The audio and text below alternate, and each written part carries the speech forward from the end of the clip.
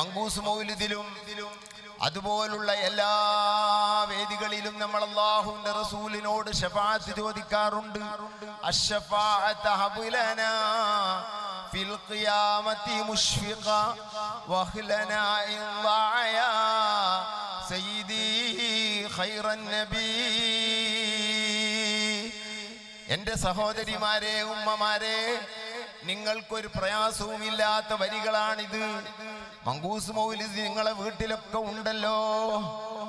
ആധുനിക കാലത്ത് പല ചിത്രങ്ങളും കണ്ടിരിക്കുന്ന നിങ്ങളുടെ മനസ്സ് തന്നെ കറുത്തുപോയി, റസൂലുള്ളാഹിനെ തൊട്ട് അകന്നുപോയി. നിങ്ങളുടെ ഡ്രസ്സും അതുപോലെ തന്നെ നിങ്ങളുടെ മറ്റ് പ്രവർത്തനങ്ങളും മുഴുവനും അല്ലാഹുവിന്റെ റസൂലിന് അന്യമായി പോയി.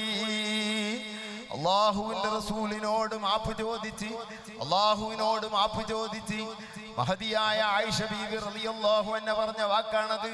അതൂബു ഇലല്ലാഹി വ ഇലാ റസൂലിഹി. ഞാൻ മുത്തുനബിയോട് മാപ്പ് ചോദിക്കുന്നു, അല്ലാഹുവിനോട് മാപ്പ് ചോദിക്കുന്നു എന്ന് ആയിഷ ബീവി പറഞ്ഞതാണ്. മുസ്ലിം റിപ്പോർട്ട് ചെയ്തതാണ്. അതില്ല എന്ന് ഇനി പറഞ്ഞു വരണ്ട. അല്ലാഹുവിന്റെ റസൂലിനോട് മാപ്പ് ചോദിച്ച്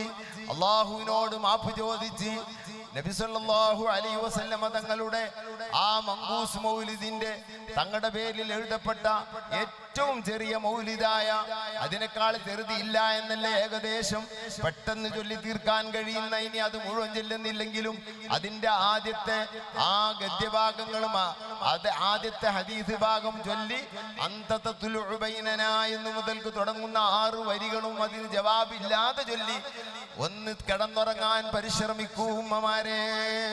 അല്ലാഹുവിന്റെ റസൂലിന്റെ മഹബത്ത് അതിലൂടെ നേടിയെടുക്കാൻ നിങ്ങൾക്ക് കഴിയും കേട്ടോ.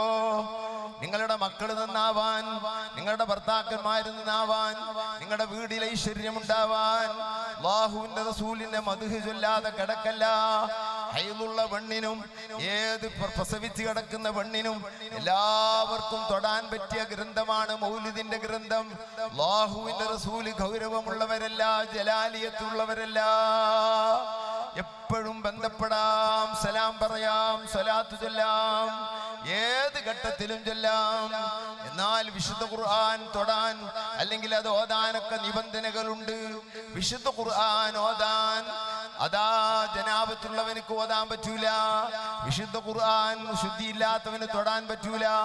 ലാ യമസ്സുഹു ഇല്ലൽ മുതഖ്ഖറൂൻ. ഒളുവുള്ളവരല്ലാതെ ആ ഖുർആൻ തൊടാൻ പാടില്ല എന്ന് വിശുദ്ധ ഖുർആനിലൂടെ തന്നെ അല്ലാഹു തആല പറഞ്ഞതാണ്. അപ്പോ ഒരു നിയമങ്ങളും കർക്കശതകളും ഒന്നുമില്ലാത്ത ഒന്നാണ് മദ്ഹുർ റസൂൽ. അതിലുള്ള വരികളാണ് ശഫാഅത്ത്. നബിയെ, പാവപ്പെട്ട ഈ മനുഷ്യൻ, ഇവനിക്ക് നീ തങ്ങൾ ശഫാഅത്ത് ചെയ്യണ. ശഫാഅത്ത് ഹബ്ലനാ ഫിൽ ഖിയാമത്തി മുഷ്ഫിഖാ.